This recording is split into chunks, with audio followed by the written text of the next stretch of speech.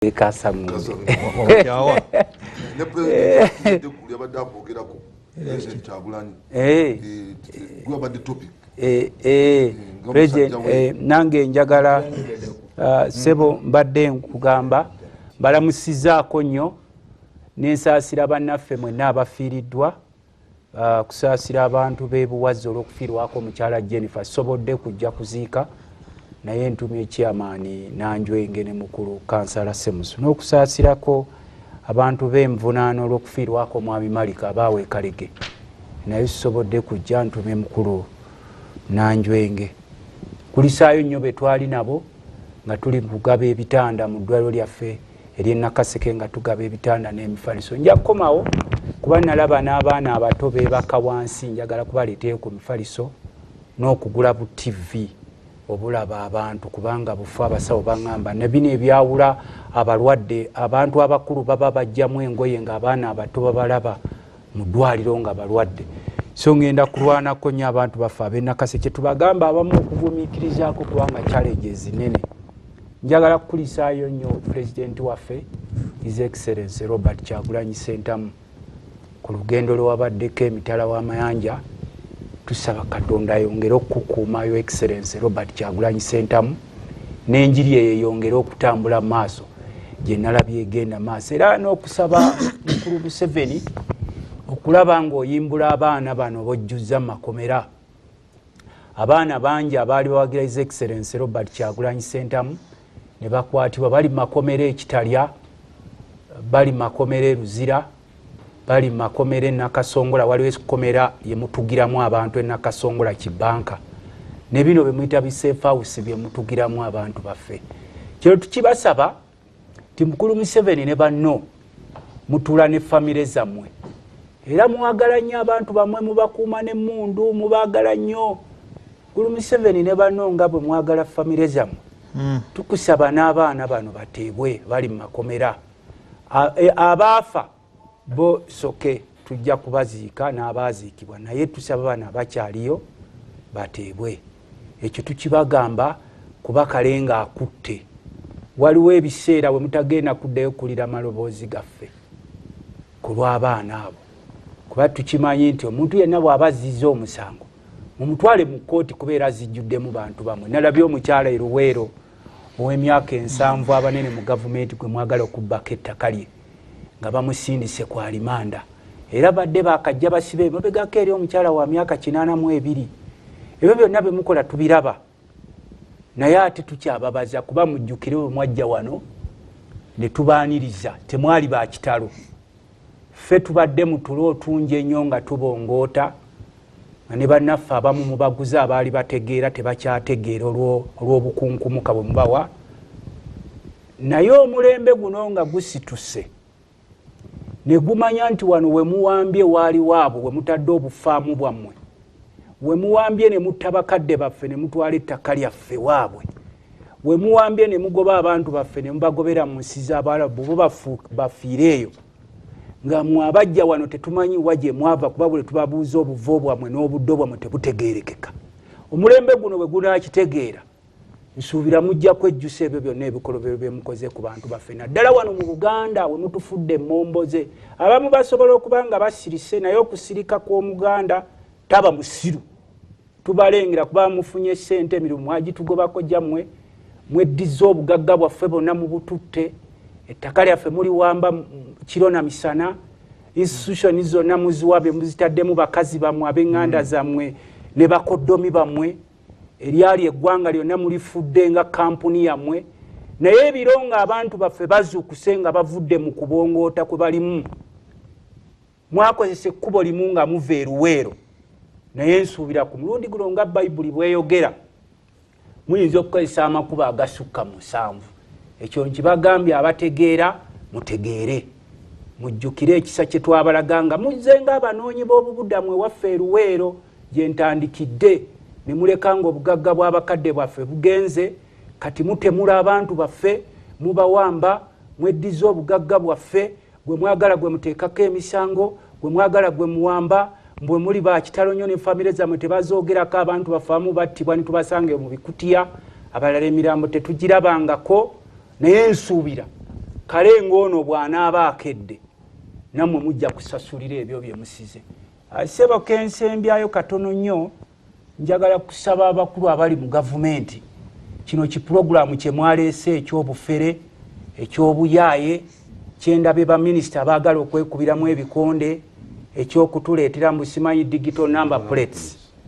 Ffenna tutegeera nti eggwanga kati kyemwagala kyemukoleyo kampuni bannyini baayo banene mu gavumenti tezze kuyamba bannansi, kubanga ffe twagamba abakulu nti bwe muba mwagala kulondoola bannansi musooke muteekezo digital registrations muziteeke ku mundu nga buli mundu eriko digital nga bagiraba wa gyeraga. Naye gwe okutusiriwaza nti simanyi muteeka digital ku number plates nga temutulaga nawa we kyali kikozeeko. Ne Russia gye mugamba gye mujje bano baddiira bannammwe oba obugologoosibwa bwe bugenda okukozesa, naye twababuuza kyali kikozeeko tekikolangayo. Mu nsi yonna kyaliwe kikozeeko kuba abali ku ddiirwe bali mu State House.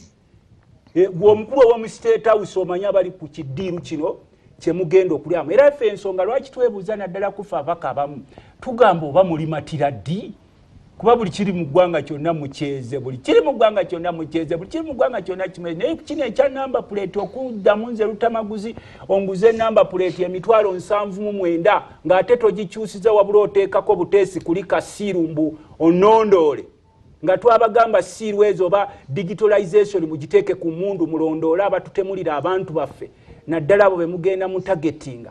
Nsuubira ekyo tekijja kukolera nasanyuse nnyo ssebo mukulu Jeno Kahinda otafiire naawe mukulu muhwezi bwe nalabe mwagala okwekuba neŋŋamba enkuba eryokanga n'etonya n'etegeera basajjamu omulugube bwe mulina.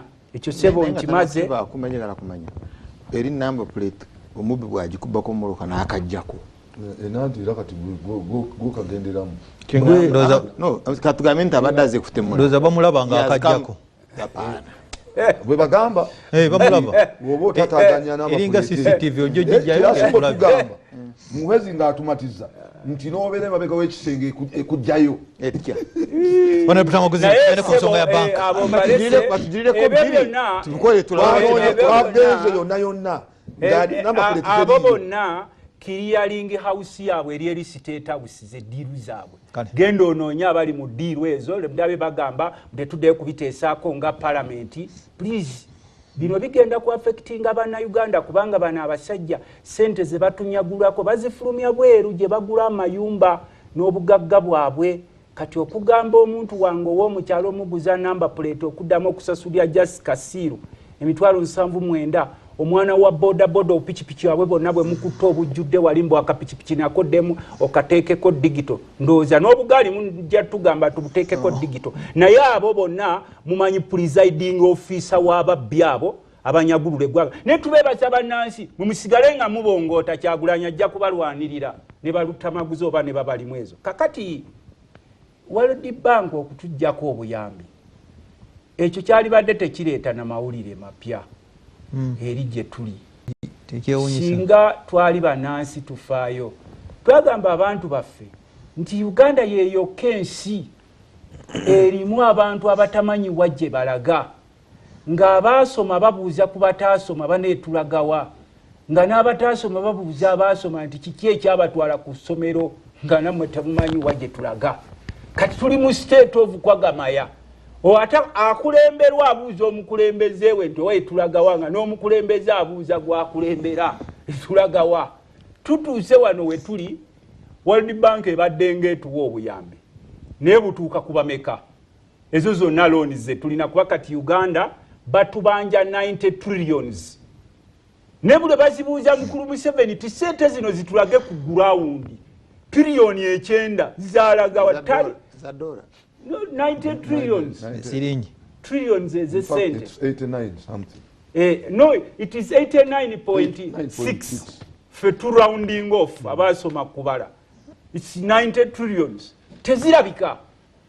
Ne mubeera mu nsi omusajja n'amala emyaka 2 nga yagaana n'okulonda governor. Bayisaawo nga bwe balaba kuba after all mwenna mwebase mwe ggwanga mwali mukwasa abafuge nga bwayagala. It's all family business. kati olwaleero World Bank bwevaayo awuliriza nze bino byemwekwasa mu ebisiyaga si bye byaleese okutujjako ssente kiki bano kutandika kgenda eri mu balasa nga bonoolaba nti omwana taata w'omwana ayinza okukola ebintu n'amutunuulira naye ne yeekwasa nti oyiwaki ekikopo kitadde wano mu ttaka ekituggisaako ssente ebintu biringa bisatu. Ekisooka abasajja bano babbye ssente empitirivu eziri ku akawunti zaabwe ebweru bano bazitunuulira eziri overseas akawunti zaabwe ne babuuza nti bano abasajja beewola buli lukya ne akawunti zaabwe nga zijjudde baziyita offshore accounts nga buli bakebeera balaba emididi gya dola egiri kuli era bw'oba oyagala okumanya obubbi abasajja bano bwe balina naddala n'abazeeyi abo be mulaba abo bakanula amaaso bakebere ku offshore accounts zaabwe tuvuma abantu ate nga abazeeyi tebakanula amaaso mugambye okanula amaaso si kivumo batunula ijjako naawe ng'omuganda yakanulidde eriiso gwe agamba nva abo be mulaba abo abasajja abo obubbi obubaliko obuyaaye n'olaba omusajja mukulu nga muzeeyi naye ng'atudde wali ng'obuyaayi obumuliko n'obubbi kakati gino emigugu World Bank egitunuulidde etunuulira next generation negamba bano bagenda kubeerawo batya. Mwami Museveni bwe yali ajja wano waliwo ebintu bisatu byasooka okulwanyisa ne tubasekerera mmwe bannansi nga mwebase yalwanyisa gye bayita middle class era y'ensonga lwaki emabegaka we yavaayo n'agamba musimaye tutuuse ku middle income abasajja ne bamusekerera nti middle income yeeriwa ng'eggwanga lyonna walitunda lyonna n'olimalawo ne banking institution ezimusiyo zonna zaabagwira n'obusi obunaku nga Burundi bulina banka z'abannansi wano bwe yajja wano n'akugirawo Uganda Commercial Bank mbu n'akuteekerawo saako zino saako zammwe buli ng'omuntu omanya nti ya all Ugandans bw'obeerako nekyeweetaga you run to Uganda Commercial Bank zonna mumanye ebyazirimu baani abaazitwala ebyatwala assets za Uganda Commercial Bank ebyapa ebyazirimu byonna muzimanyi lesemu era byenalabye wano beerogoza nga babuuza ranches you know the people who took over ranches zonna nobwe bazitematema mu programu zaabwe kakati Mwami Museveni we yalwanyisa gye bayita middle class yenembeera gye mulimu wano n'asigazawo bano abagagga ennyo n'abaavu ennyo kati buli lukya World Bank egenda n'etuna ekiki ekiriyo bagenda okutunula abantu beeyongera kubeera mu mbeera mbi nnyo. Ekyokubiri kyeyamasitalingamu n'amanya nti okugyawo productivity oteekewo ebyobufuzi means of production ng'ettaka abantu be babadde nalyo olina okulibajjako. Tubadde n'emirembe mingi naye mwe mulowooza lwaki bannansi babundabunda mu nsi yabwe ku mulembe gw'abana abasajja nga tewali lutalo naye abantu babundabunda emubende batugoba ewa batugoba ne bateekawo ebikootikooti ebibaguumaza ebijjuddemu abantu baabwe abalina mission y'emu. Kakati ffe World Bank bwejja tusooka ne tuscrutinizinga kuba nze nasoma byanfuna ne mbuuzawo we tuli luddawa bannaffe abakontrolinga ebyenfuna bali luddawa kubanga bamugamba twali badde tetukaaba nakukaaba singa yakendeezaako ku nsaasaanya ensi nga Uganda obeera otya ne baminisita 82 for what? Buli minisita Mwami Museveni we yali akajjano baminisitaazi be baavuganga obumotoka babuyitanga bu Nissan Rawule nti emyaka ogiraba omulembe gugenda gukula abo boolaba abo leero they are very poor nga n'abamu babala bino bitangire ennyana oba birugabire. Nina ekifaananyi kya Jimu Muhwezi omu ku babijjodolo kati ng'ali mutangire ennyana Lugabire ewaffe Eruweero.